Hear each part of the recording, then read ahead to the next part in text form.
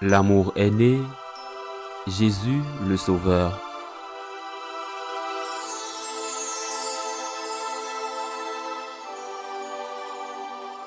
Le lendemain, voyant Jésus venir vers lui, Jean le Baptiste déclara: Voici l'agneau de Dieu qui enlève le péché du monde. C'est de lui que j'ai dit: L'homme qui vient derrière moi est passé devant moi, car avant moi il était. Et moi, je ne le connaissais pas. Mais si je suis venu baptiser dans l'eau, c'est pour qu'il soit manifesté à Israël. Alors Jean rendit ce témoignage: J'ai vu l'Esprit descendre du ciel comme une colombe, et il demeura sur lui. Et moi, je ne le connaissais pas. Mais celui qui m'a envoyé baptiser dans l'eau m'a dit: Celui sur qui tu verras l'Esprit descendre et demeurer, celui-là baptise dans l'Esprit Saint.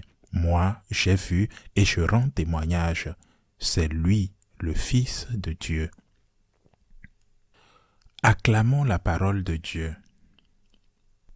Cette présentation de notre Seigneur que fait Saint Jean le Baptiste, voici l'agneau de Dieu qui enlève le péché du monde, est si importante que l'Église l'a intégrée à la célébration de la messe et nous la récitons juste avant de recevoir la communion. Voici un texte du prophète Isaïe tiré de l'une de ses prophéties au chapitre 53, verset 7. Il présente le Messie comme l'agneau de Dieu, faisant allusion aux agneaux sacrifiés au temple en offrande propriatoire pour les péchés, l'agneau qui enlève le péché du monde. Dans l'Ancien Testament, cela désignait le péché du peuple ou de celui qui offrait l'agneau.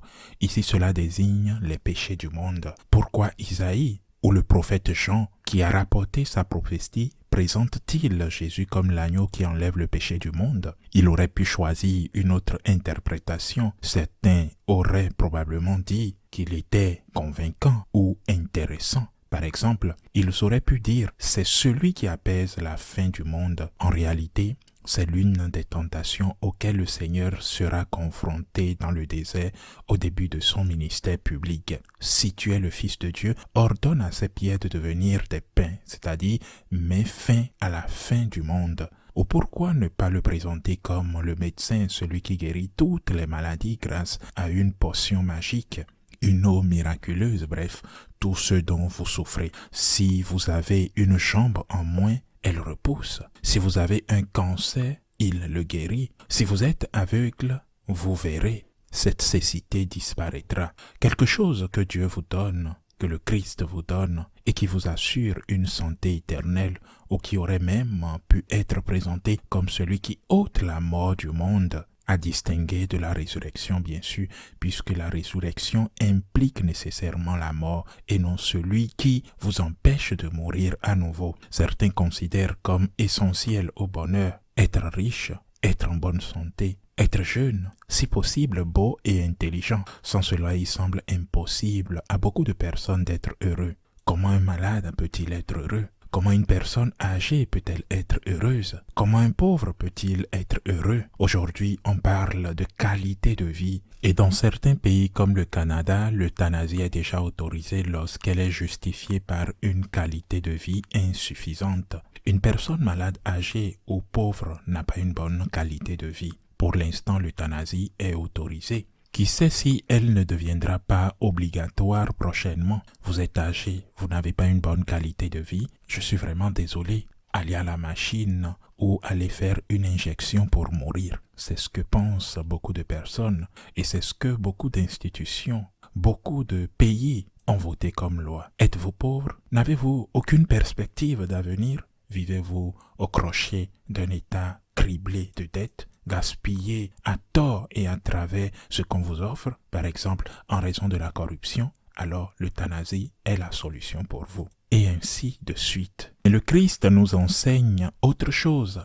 Le Christ nous enseigne que la cause du mal, la cause du malheur réside dans le péché. On peut être pauvre, vieux, malade, et pourtant être heureux. Une personne âgée n'a-t-elle pas le droit de vivre? Une personne pauvre n'a-t-elle pas le droit de vivre? Une personne malade n'a-t-elle pas le droit de vivre? Commençons par éliminer quiconque suppose à nos opinions publiques ou fait obstacle à quoi que ce soit, car c'est déjà le cas. Le Seigneur nous enseigne que le bonheur se trouve dans l'amour et que l'ennemi de l'amour est le péché. L'ennemi de l'amour n'est pas la somme d'argent que vous possédez sur votre compte bancaire.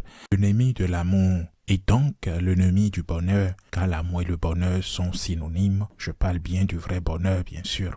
N'est pas votre santé, ni votre âge, ni votre quantité d'argent en banque. L'ennemi de l'amour réside dans votre péché. C'est pourquoi le Christ qui nous aime, qui est la miséricorde infinie et divine, le Christ qui est Dieu et qui est avec nous, Dieu qui se donne, le Dieu qui veut votre bonheur, n'est pas venu pour vous enrichir, même si c'est ce que vous auriez voulu ou même si c'est ce que vous avez demandé. Il n'est ni venu pour vous immuniser contre toutes les maladies, même si c'est ce que vous demandez ou désirez. Il n'est pas venu vous redonner cet aspect de jeûne, même si c'est ce que vous avez demandé. Mais il est venu ôter le péché du monde. Il est venu ôter votre péché, mon péché, le péché du monde, car le péché est à l'origine de la guerre, de la faim, du mal et des souffrances que nous voyons. Voilà l'histoire du péché originel. Et si nous péchons, si nous refusons la grâce et si nous ne coopérons pas avec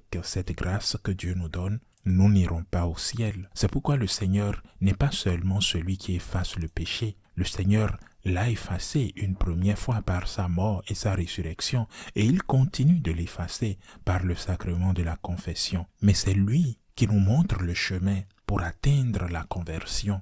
Il nous montre ce chemin, il nous attire vers lui et nous donne la grâce de nous convertir, et nous donne cette grâce d'être si humble et d'aller demander pardon pour les péchés que nous avons commis. L'œuvre du Christ est d'ôter le péché du monde. Son œuvre est de permettre à tout être humain d'être heureux, même les plus âgés, même les malades, même les pauvres. On ne peut vivre sans amour. On ne peut être heureux sans amour.